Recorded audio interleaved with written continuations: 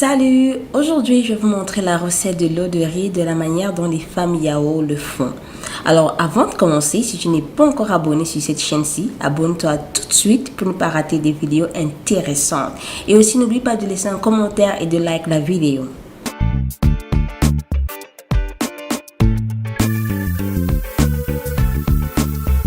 L'étape 1, c'est très simple, il te faut du riz. N'importe quel riz, mais je préfère utiliser le riz à long grain. La deuxième étape, c'est de l'eau. Oui, il te faut de l'eau. Donc, tu peux utiliser l'eau la plus pure que tu as, mais l'eau doit être propre, l'eau doit être pure, ça ne doit pas contenir des saletés à l'intérieur.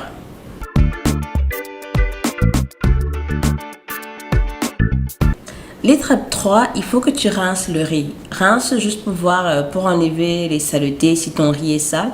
De toute façon, si ton riz est sale, il faudra bien le rincer. Le riz que j'ai utilisé, normalement, il n'est pas sale. On peut le préparer directement, mais j'ai préféré le rincer quand même. Donc, tu peux rincer ton riz ou bien tu ne peux pas le rincer.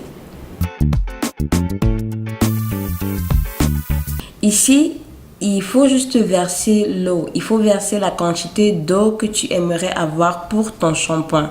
Donc, détermine la quantité d'eau que tu aimerais utiliser.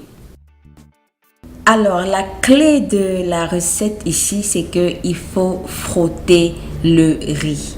Il faut frotter le riz.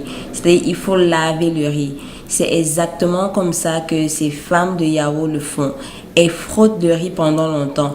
Et le fait de frotter le riz et de le mélanger avec l'eau permet à ce que les éléments que le riz a vont aller entrer dans l'eau. Donc c'est pour qu'il est important de le frotter et de bien frotter.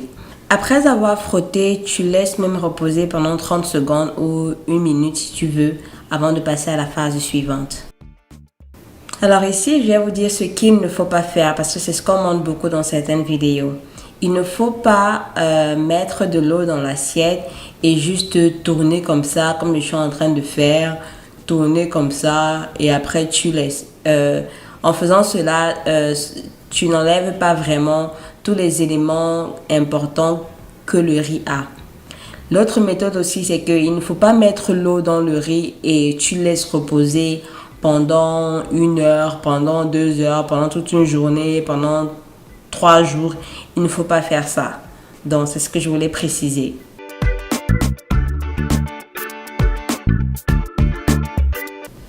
Après avoir bien frotté le riz maintenant, il faut le recueillir dans un bocal si tu veux. Donc, ça, c'est l'eau de riz. Comme vous pouvez le voir, il est tout blanc. Il est tout blanc à cause des éléments que le riz a qui sont sortis. C'est pourquoi il est blanc comme cela.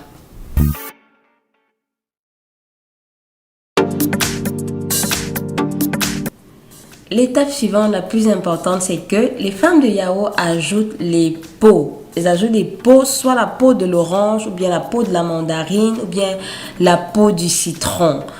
Donc, c'est ce qu'elles ajoutent dans leur recette. Et c'est ce que beaucoup ne montrent pas dans leurs vidéos.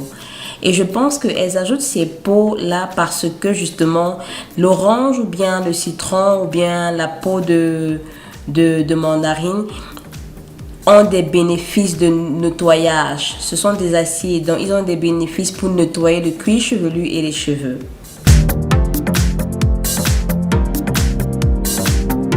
Ensuite, ce qu'on a à faire, c'est qu'on va tout mettre ça au feu maintenant. Alors, sachez que tout cela se passe la même journée. Je n'ai pas laissé le riz se reposer, je n'ai pas laissé le riz dormir, non. Après avoir bien frotté le riz, je recueille l'eau et cette eau-là, je mets au feu. Je mets au feu pour que ça puisse bouillir. Donc, c'est pourquoi je mets au feu. Quand je mets l'eau au feu, cette eau de riz là au feu comme ça, j'ajoute maintenant mes peaux de mandarine, mes peaux d'orange ou bien mes peaux de citron.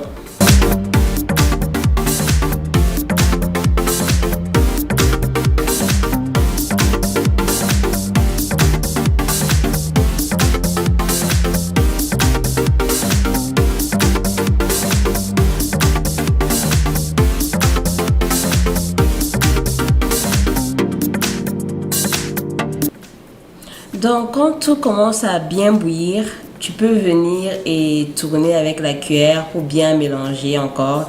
Et tu laisses encore bouillir même quelques secondes comme ça avant d'éteindre le feu. Parce que dès que ça bout, c'est déjà prêt.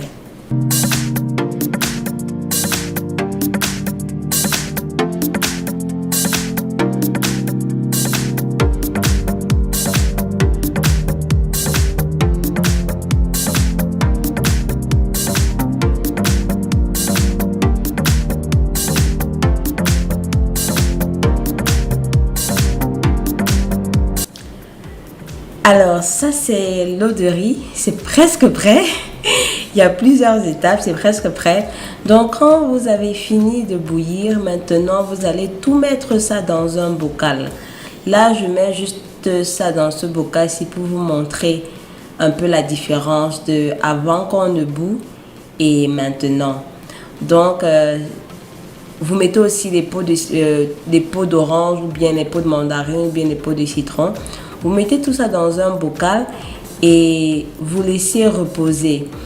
Alors, pendant que je faisais mes recherches, dans une de mes recherches, elle disait qu'il faut laisser reposer pendant une semaine avant d'utiliser. Il y a d'autres qui ont dit qu'il faut laisser reposer pendant 1 à 3 mois avant d'utiliser. Donc vraiment, ici, là, cela dépendra de vous. Donc, vous pouvez laisser votre eau de riz se reposer et bien fermenter maintenant pendant une semaine avant de l'utiliser, ou pendant 2 semaines, ou pendant 1 mois, ou pendant 2 mois, ou pendant 3 mois. Ça dépend de vous avant de l'utiliser. Je veux aussi préciser que quand vous allez l'utiliser, il ne va pas forcément sentir bon, je ne sais pas. Parce que là, je vous ai juste montré la recette et je vais faire une autre vidéo où je vais vous montrer comment moi je l'utilise, comment moi je vais implémenter l'eau de riz dans ma routine de tous les jours. Parce que j'ai vraiment envie aussi d'avoir des cheveux noirs quand j'aurai 60 ans. J'ai envie de vieillir avec les cheveux noirs. Donc je pense que le fait d'utiliser l'eau de riz pour garder les cheveux noirs, ça c'est ce que moi je vais rechercher. Donc je vais implémenter l'eau de riz dans ma routine de tous les jours et je vais vous dire comment je l'implémente et comment j'utilise ça dans ma routine de tous les jours. Alors j'espère que vous avez aimé cette vidéo aussi. Si vous avez aimé, likez la vidéo, partagez la vidéo, dites-moi ce que vous en pensez, faites aussi vos propres recherches. Je vais mettre les liens de certaines vidéos qui m'ont aidé dans ma recherche dans la description de cette vidéo aussi. Et si vous avez des questions, n'hésitez pas à les poser. Merci et on se voit à la prochaine vidéo. Bisous et n'oublie pas de t'abonner.